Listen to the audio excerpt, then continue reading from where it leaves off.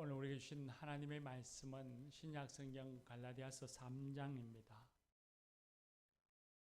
갈라디아서 3장 2절에서 9절의 말씀입니다. 신약성경 305쪽에 있습니다.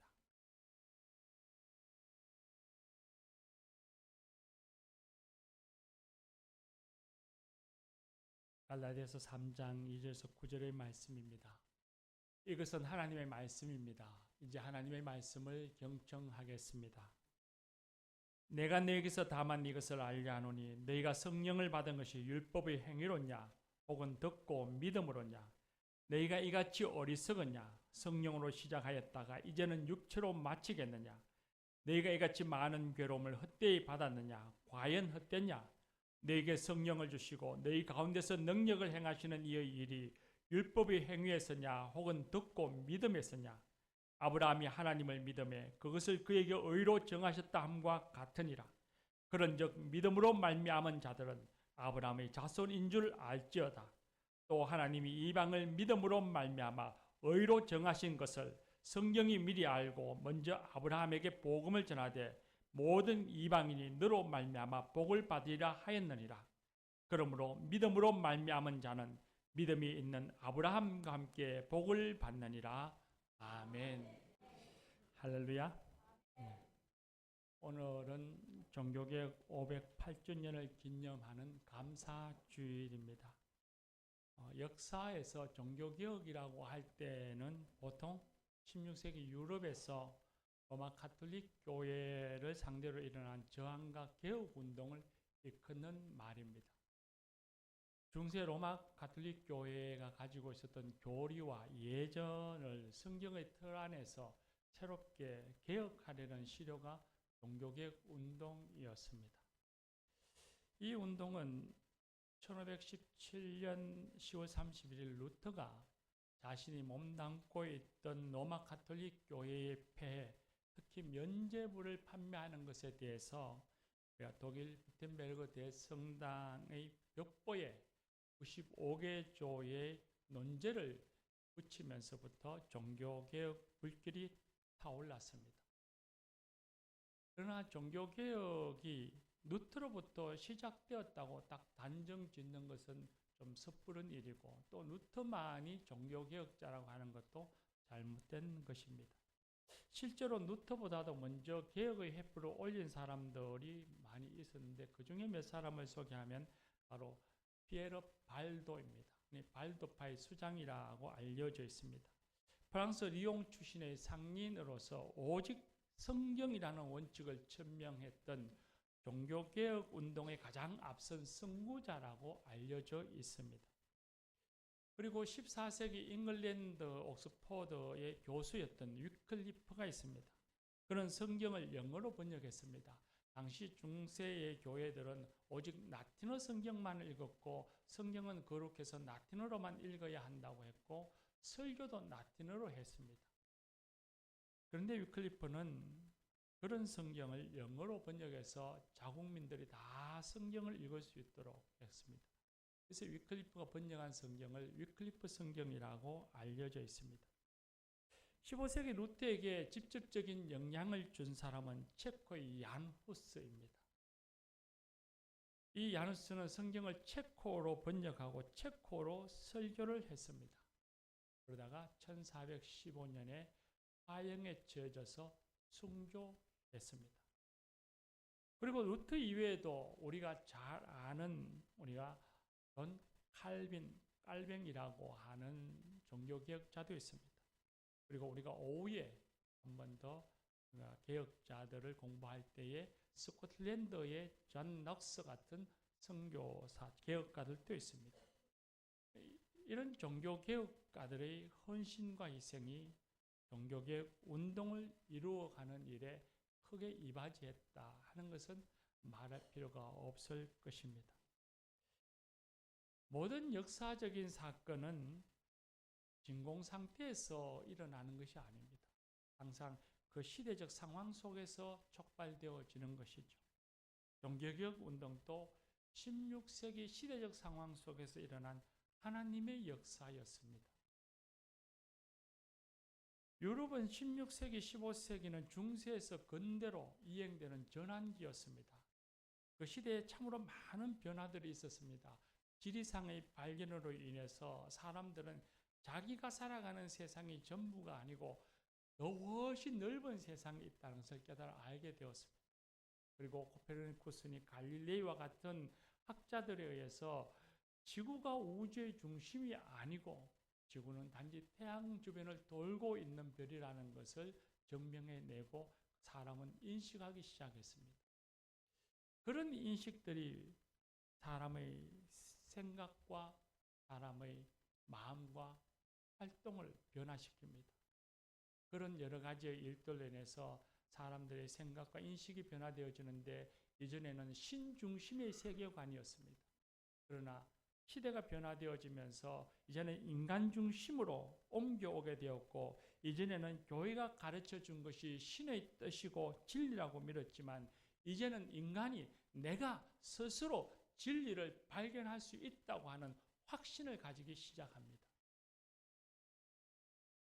그리고 정치적으로도 각 나라의 민족주의가 성행해지면서 나라의 왕들이나 제후들이 이전처럼 교황의 권위 앞에 무릎을 꿇지 않는 시대가 되었습니다. 중세에는 봉건제도가 사회의 기틀을 마련했지만 이제는 16세기가 접어들어오면서부터 시작해서 봉건제가 와해되고 상공업이 발달되어지면서 부유한 시민단체가 시민들이 일어나기 시작합니다. 귀족 사회가 아니라 이제는 그들의 시민들이 나라와 사회를 중심이 되어져 가던 시대가 되었습니다. 문화 영역에서도 인쇄술의 발달로 인해서 일반인들도 이제는 글을 읽게 되었고 교회의 가르침을 스스로 판단하고 비판할 수 있는 기구가 생기기 시작했습니다. 그렇게 시대가 많이 바뀌어져 가고 시대는 정말 소용돌이쳐 가는데도 불구하고 교회는 오로지 교황의 권위로 진리를 독점하면서 변화된 시대 속에 살아계신 하나님을 증거하는 일은 아예 일체 행하지 않았습니다. 과거의 예전, 과거의 관습, 그걸 붙잡고 있었습니다. 심지어는 교황과 교회는 권력과 부를 지향하면서 부패하기 시작합니다. 교황과 성직자의 부패는 매우 심각했습니다. 사제에 대한 매관매직이 성행했고 사제가 된다고 하는 것은 부자가 된다는 것이었습니다. 결정적으로 성 베드로 성당을 세우는 경비를 마련하기 위해서 면죄부를 판매했습니다. 돈을 주고 교황이 판매하는 면죄부를 사면 연옥에 있는 내 부모 형제들이 천국으로 갈 수 있다고 가르쳤습니다. 사람들은 그런 인식 속에 그걸 따라야만 했습니다. 이때 루터가 로마 가톨릭의 가르침에 반박해서 95개조의 논제를 드러내고 그들의 반박문을 내었습니다. 종교개혁은 어쩌면 그 시대적 상황에서 역사적으로 당연한 것 같지만 또한 동시에 이 세상과 그리고 시대를 새롭게 바꿔가고자 하기를 원하시는 하나님, 그리고 세상과 사람들을 진리 가운데 세우기를 원하시는 하나님의 역사였고 하나님의 은혜였습니다. 이 종교개혁, 하나님의 역사를 통해서 우리가 본받아야 할 종교개혁의 정신, 종교개혁의 신앙이 과연 무엇일까요? 단지 16세기 까마득한 예전에 있었던 그 사건을 다시 되뇌인다고 해서 우리에게는 아무런 의미가 없을 것입니다. 그 운동이 오늘 이 시대에 이 21세기를 살아가는 나에게, 신앙인에게 무슨 의미가 있을까를 되새기는 것이야말로 중요할 것입니다. 첫째, 종교개혁은 근본으로 돌아가자는 운동이었습니다. 라틴어로 아드 폰테스입니다. 종교개혁의 3대 슬로건, 우리 장로님도 기도하실 때 말씀하셨는데 오직 믿음, 오직 은혜, 오직 믿음, 오직 성경. 거기에 두 개를 더하는 경우도 있습니다. 오직 예수 그리스도, 오직 하나님의 영광. 그렇게 두 개를 더하면 5대 슬로건이라고도 하죠. 근데 이 3대 슬로건 중에 가장 중요한 것은 오직 은혜입니다. 우리의 구원은 오직 하나님의 은혜, 곧 십자가에 달리신 예수 그리스도에 의해서 주어진다는 것입니다. 우리가 돈을 많이 갖춰 바친다 해서, 우리가 무엇인가 대단히 큰 선행을 행한다 해서 구원받는 것이 아니라 오직 우리를 위해서 십자가에 죽으신 예수 그리스도의 은혜로 구원받는다는 것입니다. 믿음이라는 것은 하나님이 베풀으신 그 구원을, 예수 그리스도를 통해서 베풀으신 그 구원을 아멘으로 받는 것입니다. 예, 그렇습니다. 제가 구원받은 것은 오직 하나님의 은혜입니다. 감사합니다. 라고 스스로 마음으로 입술을 열어 고백하는 것입니다. 교회 예전에 참여한다 해서, 교회가 권위를 가지고 선포한다 해서 구원받는 것이 아닙니다. 성경은 이와 같은 모든 가르침의 유일한 근거이며, 이 성경은 모든 진리가 그 안에 있고, 그리고 가르침의 모든 것이 성경에서부터 나와야 한다는 것입니다. 그런데 이 3대 슬로건을 보면 전혀 새로운 것이 아닙니다. 종교개혁가들이 이전에 없었던 것을, 이전에 한 번도 가르친 것도 없고 본 적도 없던 숨어있는 것을 끄집어내어서 교회와 사람들에게 선포하고 가르친 것이 아닙니다. 3대 슬로건은 예수님이 이 땅에 처음 오셔서 우리에게 가르쳐주고 보여주셨던 진리입니다. 성령께서 우리 가운데 임하셔서 우리를 깨달아 세워주신 진리입니다. 성경이 가르쳐주시는 복음이고, 초대교회 때로부터 교회와 성도들이 믿고 고백하던 진리였습니다. 그런 진리가 세월이 흘러가면서 왜곡되어지고 잊혀지고 사라져서 그 자리를 돈과 권력에 취한 다른 거짓 주장과 사상들이 그 자리를 차고 앉았던 것입니다. 종교개혁 운동은 예수님이 가르치신 그 진리, 처음 초대교회가 가진 그 복음의 정신, 신앙의 정신, 그 복음으로 돌아가자는 것이었습니다. 이런 근본으로 돌아가자는 신앙 정신이 16세기 종교개혁 때만에 있었던 건 아닙니다. 우리가 구약 성경에도 보면 개혁을 외치는 사람들이 있었습니다. 우리 대표적인 사람들이 바로 히스기야 왕, 요시야 왕 같은 이들이죠. 그들이 주장하고 개혁을 일으키는 것도 보면 새로운 것이 아니라 처음 하나님이 모세를 통해서 이스라엘 백성, 하나님 백성에게 가르쳐 주셨던 그 말씀대로 돌아가자는 것이었습니다.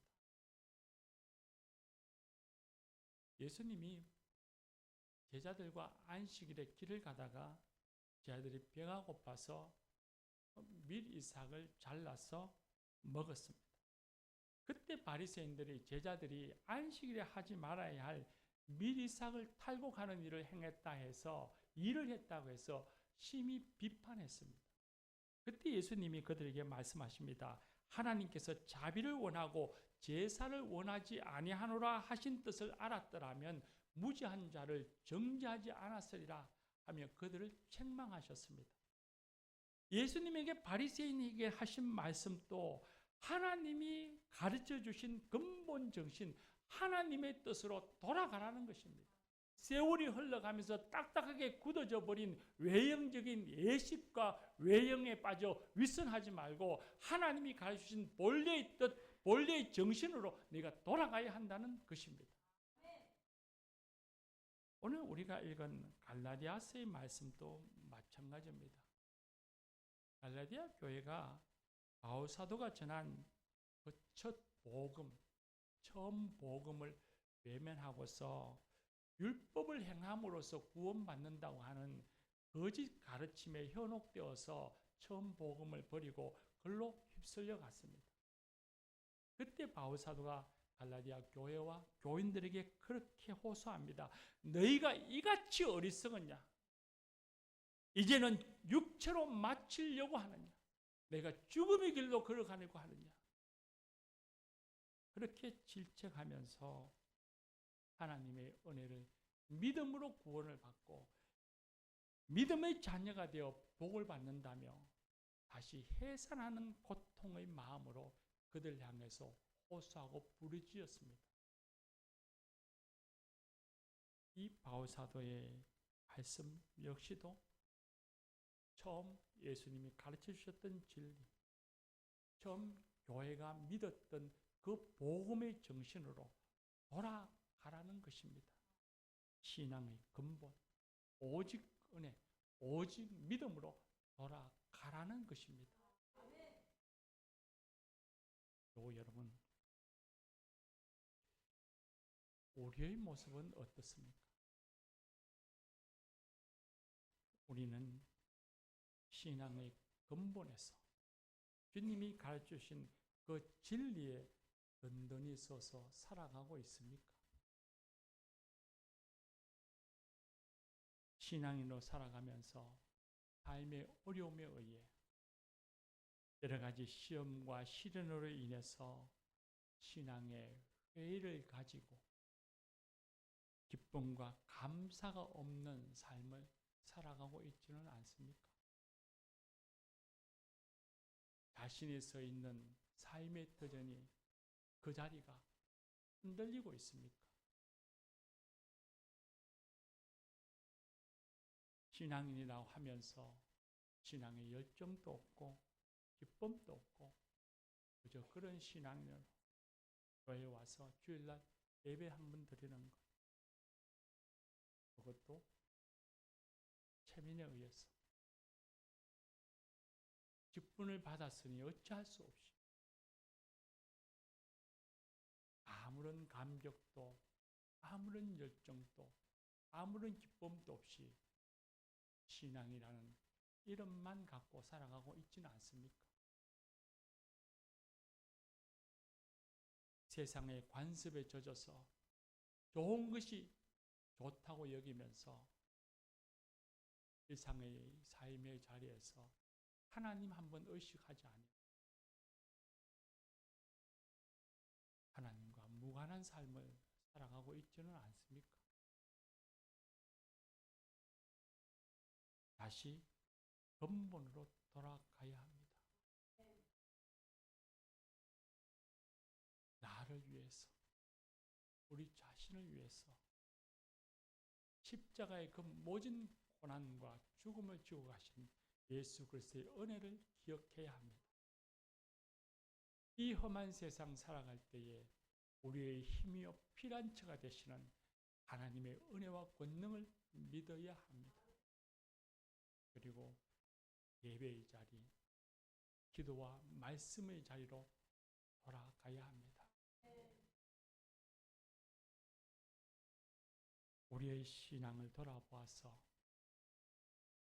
세월이 흘러서 예수를 믿는 10년이 되고 20년이 되고 30년이 되어 세월이 흘러 이제는 신앙의 그 처음 정신도 열정도 감격도 다 잊어버리고 그 신앙의 모습도 이그러져 있는 것이 있다면 바로 세우는 것. 처음 신앙으로, 처음 감격으로, 처음 사랑으로 돌아가는 것. 그것이야말로 종교개혁의 정신을 이어가는 것이라고 믿습니다. 흔들림 속에서, 목마름 속에서 머물러 계속 있지 말고 다시 주님의 은혜로, 믿음으로 돌아가야 합니다. 근본으로 돌아가야 합니다. 주님의 은혜의 자리로 돌아가야 합니다. 처음 하나님이 나를 만나 주셨던 그 자리, 처음 하나님을 만났던 그 은혜의 자리로 돌아가야 합니다. 물론 그 길로 돌아가는 것이 쉽지만은 않을 수 있습니다. 진리의 편에 서서 살아간다는 것이 그렇게 녹록한 것은 아니기 때문이죠. 종교개혁자들도 진리의 편 한편에 서기 위해서 얼마나 많은 모진 고초와 수모를 당했는지 모릅니다. 사탄은 끊임없이 우리가 진리의 편에 서지 못하도록 유혹하고 시련을 던져줍니다. 그럴 때마다 내 안에 있는 욕망과 교만을 내려놓고 그리고 찾아오는 거짓과 불의에 맞서서 인내하며 진리의 편에서 살아가기를 힘써야 합니다. 하나님이 기뻐하시는 그 은혜의 자리, 원래의 그 감격과 그 기쁨의 자리로 돌아가 살아가는 저와 여러분이 되십시다.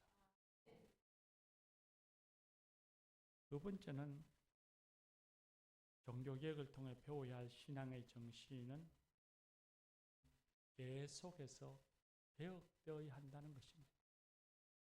개혁된 교회는 계속 개혁되어야 한다는 것이 종교개혁의 정신을 잇는 하나의 슬로건입니다.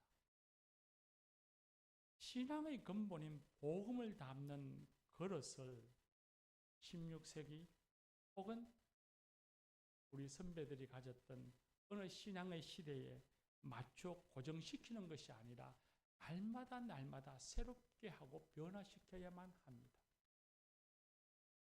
시대는 바뀌고 사람의 생각과 의식과 문화가 달라지고 있습니다. 달라지는 시대에 맞게 복음을 전하는 방식, 하나님을 만나고 전하는 방식이 달라져야 합니다. 개혁되어야 합니다. 한마디로 복음이라고 하는 보배를 담는 그릇을 어디에 담을 것인가? 그 그릇을 어디에 담아서 이 시대에 이 세상을 향해서 복음을 전하며 살아계신 하나님을 전가할 것인가 하는 것이 매우 중요하고 그 중요한 일을 온전히 감당하는 것이 교회의 사명이며 그 사명을 감당하기 위해서 교회는 날마다 개혁되어야 합니다. 목회 데이터 연구소에서 출간된 부흥하는 교회, 쇠퇴하는 교회라는 책에 보면 부흥하는 교회의 특징이 몇 가지가 있는데 그 중에 한 가지가 변화를 두려워하지 않는 교회입니다. 예배 형태를 바꾸는 것에서부터 저 주방에서 밥 먹는 밥그릇 하나 바꾸는 것까지 그 변화를 두려워하지 아니하고 변화를 기뻐하고 즐거워하는 교회가 부흥하는 교회입니다. 예배를 드리는 건 지극히 당연한 하나님의 가르침이죠. 그런데 예배를 드리는 방식, 그 시간은 시대에 따라 달라져야 합니다. 우리의 삶이 달라지기 때문입니다. 복음을 전하는 방식도 시대에 따라 달라져야 합니다. 신앙의 모든 체계, 교회가 가지고 있는 모든 관습을 시대에 맞게 개혁해서 이 시대에 살아계신 하나님을 바르게 잘 전할 수 있도록 해야만 합니다. 16세기의 종교개혁 시대에 가졌던 그릇을 그대로 답습하는 것이 개혁의 정신이 아닙니다. 우리 믿음의 선배들이 가졌던 신앙의 전통, 신앙의 형식을 그대로 답습하는 것이 올바른 신앙도 아니요 개혁의 정신도 아닙니다. 성경의 원칙에 비추어서 지난날의 체계를 성찰하고 끊임없이 개혁해 나가야 합니다. 그것이 개혁의 정신입니다. 변화되지 않으면 딱딱하게 굳어집니다. 사람의 몸에 피가 딱딱하게 굳어지면 그 사람은 죽습니다. 교회가 날마다 개혁되어지지 않으면, 변화되어지지 않으면 딱딱하게 굳어져 죽어갈 것입니다. 교회 여러분, 종교개혁은 개혁을 주도하는 한두 사람에 의해서 이루어지기도 했지만 그러나 그들만이 있었다면 종교개혁 운동은 일어나지 않았을 것입니다. 세상의 모든 사건들이 다 역사적인 사건들이 그렇겠지만 교회를 바르게 세우는 일 역시도 혼자서 할 수 있는 일이 아닙니다. 루터만 하여도 그를 돕고 그와 뜻을 함께하여 수고하고 애쓰며 함께 고초를 겪었던 믿음의 형제들이 있었습니다. 필립 멜라니톤입니다. 루터는 사제였지만 이는 평신도 신학자였지만 루터의 가장 좋은 동력자였습니다. 요하네스 부겐하겐은 루터의 결혼식 주례자이자 장례 집례자였고 루터의 친구였습니다. 루카스 크라나하는 화가였습니다. 당시 글을 읽지 못하는 사람들을 위해서 루터가 글을 쓰면 그 글에 맞는 사파를 그려놓은 사람입니다. 그리고 루터의 아내 카타리나 폰 보라도 있습니다. 그가 루터의 가장 든든한 동력자였으면 말할 필요가 없습니다. 그 위에도 이름 없이 루터의 글을 읽고서 개신교도가 되어서 진리편에 서서 싸웠던 무명의 많은 사람들이 있었습니다. 그들은 박해를 피해서 피난을 피해서 고향을 등지며 피난의 길, 망명의 길로 걸어가기도 마다하지 않으면서 진리의 편에 서서 또 함께 싸웠고 칼뱅과 함께 싸웠고 존 낙서와 함께 싸우며 진리를 붙잡고 살던 사람들이었습니다. 만약 그와 같은 무명의 사람들이 없었다면 루터의 종교개혁은 그저 한 사람의 선동에 지나지 않았을 것입니다. 하나님은 그런 무명의 사람들을 루터와 함께 하도록 하셨고 그 사람들을 통해서 하나님이 진리를 진리되게 해 주셨습니다. 사랑하는 교우 여러분, 이 종교개혁주의를 맞이해서 저와 여러분이 우리가 이 시대를 변화시키고 한국교회를 변화시키고 개혁시키는 위대한 개혁자가 되어야 한다는 말은 불가할 것 같습니다. 우린 그저 모두 다 평범한 사람들이죠. 그러니 시대를 변화시킬 만한 힘도 한국교회를 변화시킬 만한 그런 능력은 없을지 모릅니다. 그러나 우리가 할 수 있는 일이 있습니다. 바로 내 신앙을 바르게 세워서 언제나 진리의 편, 복음의 길에 그 십자가의 길에 세워 살아갈 수 있습니다. 그리고 한국 교회를 어떻게 해볼 수는 없지만 내가 섬기고 예배드리는 이 세움 교회를 바르게 세워 나가도록 헌신하는 신앙인은 될 수 있습니다. 여러분, 하나님은 틀림없이 그런 우리를 기뻐하시고 우리를 통해 일하실 것입니다. 우리를 날마다 새롭게 하시기를 원하시는 하나님, 그리고 우리 안에서 우리를 위해 일하시는 하나님, 그 하나님을 만나는 저와 여러분, 우리 교회가 되기를 소망합니다.